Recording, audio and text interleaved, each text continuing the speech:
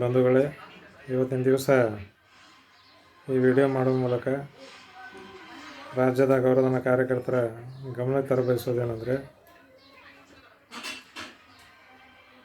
ಹಲವು ವರ್ಷಗಳಿಂದ ನೆನೆಗೆ ಓದಿಗೆ ಬಿದ್ದಿರುವಂಥ ನಮ್ಮ ಕನಿಷ್ಠ ವೇತನ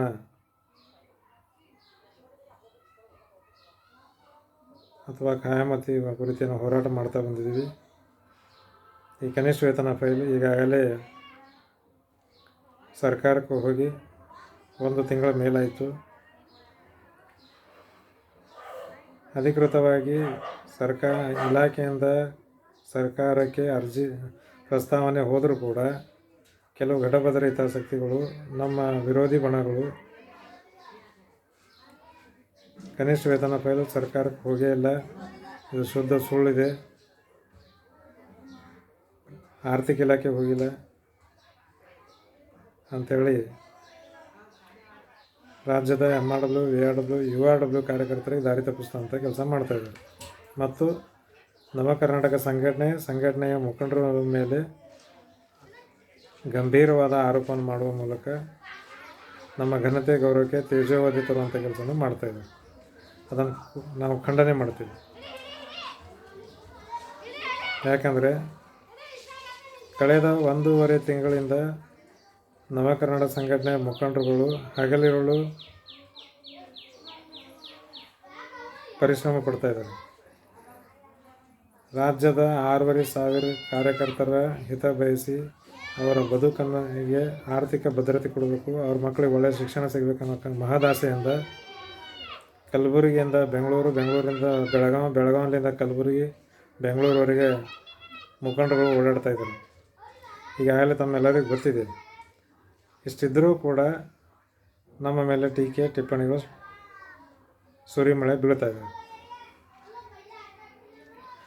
ನಾವು ಎಲ್ಲಿಯೂ ಕೂಡ ಕನಿಷ್ಠ ವೇತನ ಫೈಲ್ ಆರ್ಥಿಕ ಇಲಾಖೆಯಲ್ಲಿದೆ, ಆರ್ಥಿಕ ಇಲಾಖೆ ಅಧಿಕಾರಿಗಳ ಬಳಿ ಇದೆ ಅಂತ ಎಲ್ಲೂ ಹೇಳಿಲ್ಲ. 1.5 ವರ್ಷ ಒಂದು ಇಲಾಖೆಯಲ್ಲಿ ಪ್ರಸ್ತಾವನೆ ಇದ್ದರೂ ನಾವು ಇನ್ನೊಂದು ಇಲಾಖೆ ಹೆಸರು ಹೇಳ್ತಾ ಇದ್ದೀವಿ. ಇನ್ನೊಂದು ಇಲಾಖೆ ಹೆಸರನ್ನು ಯಾಕೆ ಬಳಸ್ಕೊಂಡಿದ್ದೀವಿ ಅಂದರೆ, ಈ ಕನಿಷ್ಠ ವೇತನ ಜಾರಿಯಾಗಬಾರ್ದು, ಅದನ್ನು ತಡೆಗಟ್ಟುವ ಸಲುವಾಗಿ ಒಂದು ಟೀಮ್ ಕೆಲಸ ಮಾಡ್ತಾಯಿದೆ. ನಮ್ಮ ವಿರೋಧಿ ಬಣ ಈಗಾಗಲೇ ತಮ್ಮೆಲ್ಲರಿಗೂ ಗೊತ್ತಿದೆ, 10 ಪತ್ರಗಳನ್ನು ಕೂಡ ಬರೆದು ಈ ಗ್ರಾಮೀಣ ಪುನರ್ವಸತಿ ಯೋಜನೆ ಏನಿದೆ ಇದು ಕಂಪ್ಲೀಟ್ ಫ್ಲಾಪ್ ಇದೆ, ಇದರಿಂದ ಸರ್ಕಾರಕ್ಕೆ ಆರ್ಥಿಕ ಹೊರೆ ಆಗ್ತಾಯಿದೆ ಅಂಥೇಳಿ ಇದನ್ನು ರದ್ದುಪಡಿಸ್ಬೇಕಂಥೇಳಿ ಈಗಾಗಲೇ ಹಲವು ಬಾರಿ ಸರ್ಕಾರ ಪತ್ರ ಬರೆದಿರೋದು ಕೂಡ ತಮ್ಮೆಲ್ಲರಿಗೂ ಗೊತ್ತಿದೆ. ಇಂಥ ಒಂದು ಟೀಮ್ ಈ ಕನಿಷ್ಠ ವೇತನ ಜಾರಿಯಾಗದಂತೆ ಅದನ್ನು ತಡೆಗಟ್ಟುವ ಸಲುವಾಗಿ ಅಲೆದಾಡುತ್ತಿರುವುದು ನಮ್ಮ ನವ ಕರ್ನಾಟಕ ಸಂಘಟನೆಯ ಮುಖಂಡರ ಗಮನಕ್ಕೆ ಬಂದಿದ್ದು, ಆಮೇಲೆ ಅವರು ಒತ್ತಡ ಕೂಡ ಹಾಕ್ತಾ ಇರುವ ವಿಷಯ ಕೂಡ ಗೊತ್ತಾಗಿದ್ದರಿಂದ ಒಂದು ಇಲಾಖೆಯಲ್ಲಿ ನಮ್ಮ ಪ್ರಸ್ತಾವನೆ ಇದ್ದರೆ ನಾವು ಬೇರೊಂದು ಇಲಾಖೆ ಹೆಸರು ಹೇಳುವ ಮೂಲಕ ನಮ್ಮ ವಿರೋಧಿ ಬಣಗಳಿಗೆ ದಾರಿ ತಪ್ಪಿಸುವಲ್ಲಿ ಪ್ರಯತ್ನ ಮಾಡ್ತಾಯಿದ್ದೇವೆ. ಆದರೆ ನಮ್ಮ ಕಾರ್ಯಕರ್ತರಲ್ಲಿ ಗೊಂದಲ ಮೂಡಿಸ್ತಾಯಿದ್ದಾರೆ. ನಾವು ಕಾರ್ಯಕರ್ತರಿಗೆ ಯಾರಿಗೂ ದಾರಿ ತಪ್ಪಿಸಿಲ್ಲ. MRWಗಳು ಆಯಿತು, ARW ಕಾರ್ಯಕರ್ತ ಆಯಿತು, URW ಕಾರ್ಯಕರ್ತರಿಗೆ ಆರ್ಥಿಕ ಇಲಾಖೆಯಲ್ಲೇ ಈ ಫೈಲ್ ಇದೆ, ಇಂಥ ಅಧಿಕಾರಿಗಳಿಗೆ ಮಾತಾಡಿದೆ ಅಂತ ಎಲ್ಲೂ ನಾವು ಹೇಳಿಲ್ಲ. ಏನು ಹೇಳಿದೆವಪ್ಪ ಅಂದ್ರೆ, ಆರ್ಥಿಕ ಇಲಾಖೆಯಲ್ಲಿಗೆ ನಮ್ಮ ಪ್ರಸ್ತಾವನೆ ಬಂದ ಮೇಲೆ ಅದು ತಡೆಗಟ್ಟದಂತೆ ಅಲ್ಲಿ ನಾವು ವ್ಯವಸ್ಥೆ ಮಾಡ್ತಾಯಿದ್ವಿ. ಅದು ಅವ್ರ ಕೈ ಘಟಾನುಘಟಿ 2 ಸಚಿವರ ಕೈಯಲ್ಲಿ ಜೊತೆ ಮಾತಾಡಿ ಆರ್ಥಿಕ ಇಲಾಖೆ ಮಾತಾಡುವ ಮೂಲಕ ಪ್ರಸ್ತಾವನೆ ಅರ್ಜಿ ವಾಪಸ್ ಬರದಂತೆ ನೋಡಿಕೊಳ್ಳುವಂಥ ವ್ಯವಸ್ಥೆ ಮಾಡ್ತಾಯಿದ್ದೀವಿ ಅನ್ನೋದು ಹೇಳಿದ್ದೀವಿ. ಅದನ್ನು ಹೊರತುಪಡಿಸಿ ಕನಿಷ್ಠ ವೇತನ ಫೈಲ್ ಅಲ್ಲಿ ಆರ್ಥಿಕ ಇಲಾಖೆಯಲ್ಲಿ ಪೆಂಡಿಂಗ್ ಇದೆ ಅಂತ ಎಲ್ಲೂ ಹೇಳಿಲ್ಲ. ಇವತ್ತಿನ ದಿವಸ ನಮ್ಮ ಸಂಘದ ರಾಜ್ಯ ಅಧ್ಯಕ್ಷರಾದ ಫಕೀರಗೌಡ ಪಾಟೀಲ್ ಅವರು ನಮ್ಮ ಸಚಿವರಾದಂಥ ಶ್ರೀಮತಿ ಲಕ್ಷ್ಮೀ ಹೆಬ್ಬಾಳ್ಕರ್ ಮೇಡಮ್ ಅವ್ರ ಹತ್ರ ವಿಷಯ ಪ್ರಸ್ತಾಪಿಸಿ ಈ ಮಹಿಳಾ ಮತ್ತು ಮಕ್ಕಳ ಕಲ್ಯಾಣ ಇಲಾಖೆಯ ಚೀಫ್ ಸೆಕ್ರೆಟರಿ ಅವರಿಗೆ ಮಾತಾಡಿ ಕೂಡಲೇ ಕಡತವನ್ನು ಆರ್ಥಿಕ ಇಲಾಖೆ ರವಾನೆ ಮಾಡಬೇಕಂತೇಳಿ ಆದೇಶ ಮಾಡಿದ್ದಾರೆ. ಇದು ನಮ್ಮ ಸಂತೋಷದ ವಿಷಯ.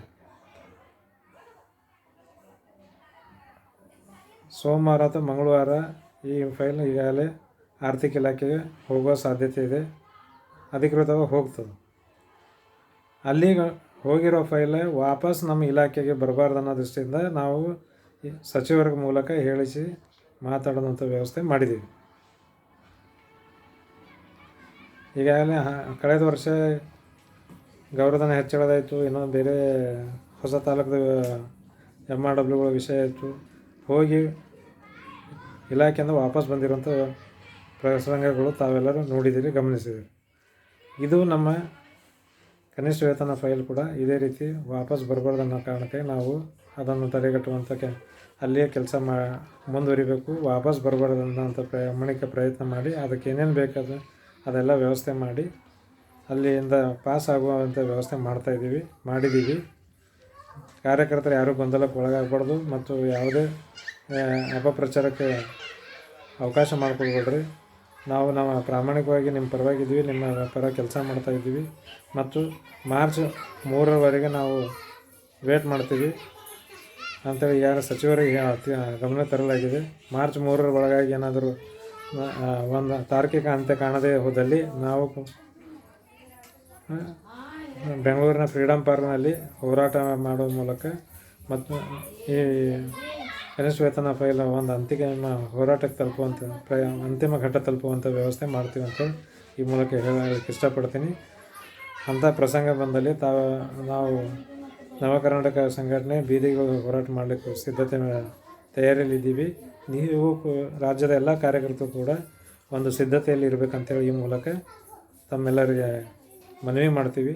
ಮತ್ತು ಯಾವುದೇ ಕಾರಣಕ್ಕೂ ಈ ಕನಿಷ್ಠ ವೇತನದಿಂದ ನಾವು ಕನಿಷ್ಠ ವೇತನ ಜಾರಿಗೊಳಿಸುವಲ್ಲಿ ನಾವು ಹಿಂದೇಟು ಹಾಕೋದಿಲ್ಲ. ಯಾವುದೇ ಒಂದು ಸಮಯ ಬಂದರೂ ಕೂಡ ನಾವು ಎಲ್ಲಕ್ಕೂ ಸಿದ್ಧರಿದ್ದೀವಿ.